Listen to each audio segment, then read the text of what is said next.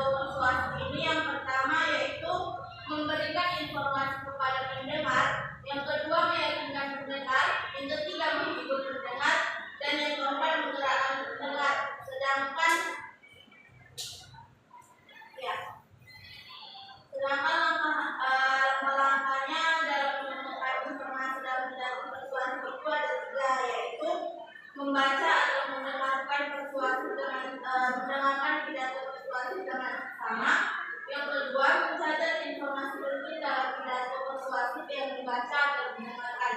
Dan yang terakhir, menyimpulkan pesan dari informasi penting dalam pidato persuasif yang dibaca atau didengarkan. Selanjutnya, kesimpulan isi pidato persuasif juga ada 2 poin. Yang pertama, langkah-langkahnya dalam menyimpulkan isi pidato persuasif, dan yang kedua, aspek yang akan diperhatikan dalam menyimpulkan isi pidato persuasif. Siapa yang tahu langkah-langkah menyimpulkan pidato persuasif? Ya, Roman, silakan. Itu ada 6 langkah menyimpulkan isi pidato persuasif. Yang pertama itu memusatkan perhatian, yang kedua menyiapkan alat tulis seperti buku, pensil, dan poin. Yang ketiga itu mendengarkan atau membaca pidato persuasif. Yang keempat mencatat pokok